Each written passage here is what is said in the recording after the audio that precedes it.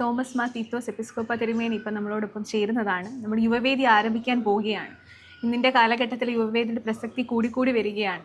സത്യം പറഞ്ഞാൽ യുവവേദിയിലാണ് നമ്മൾ ചോദ്യം ചോദിക്കാൻ ഒരിടം, മനസ്സിലാക്കാൻ ഒരിടം, അങ്ങനെയൊക്കെ.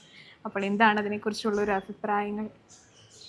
131ാമത് മാരവൺ മഹായോഗത്തിൻ്റെ ഭാഗമായിട്ട് നമ്മളിപ്പോൾ ഇവിടെ സംബന്ധിക്കുകയാണ്.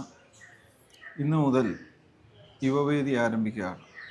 ആരംഭ നാളുകളിൽ യുവവേദി അങ്ങനെ ആ നാമധേയത്തിൽ ഉണ്ടായിരുന്നില്ല.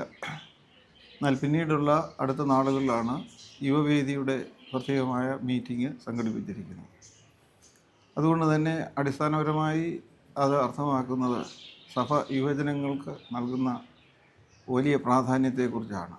ആദർശധീരതയുള്ള, നീതിബോധമുള്ള ഒരു നന്മ ഉള്ള ലോകം സൃഷ്ടിക്കുന്നതിന് യുവജനങ്ങൾക്ക് വലിയ പങ്കുണ്ട്.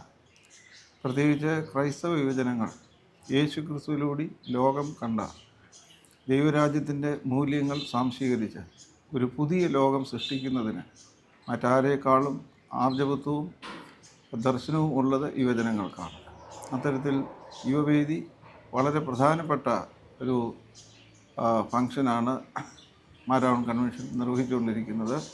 ഇന്നും നാളെയും മറ്റന്നാളുമായിട്ട് ആരംഭിക്കുന്ന യുവവേദിയുടെ എല്ലാ സെഷൻസും യുവജനങ്ങൾ ആകമാനം സന്തോഷത്തോടും പ്രതീക്ഷയോടും കൂടി അത് ഗൗരവമായി കണ്ട് പ്രയോജനപ്പെടുത്തുന്നതിന് ഇടയാകട്ടെ എന്നുള്ള പ്രാർത്ഥനയും ആശീർവാദവും അതോടൊപ്പം തന്നെ എല്ലാവർക്കും എല്ലാ ഭാവങ്ങളും നേരുന്നു. ദൈവം നമ്മെയും യുവജനങ്ങളിലൂടെ ഈ ലോകത്തെയും കൂടുതൽ അനുഗ്രഹിക്കട്ടെ.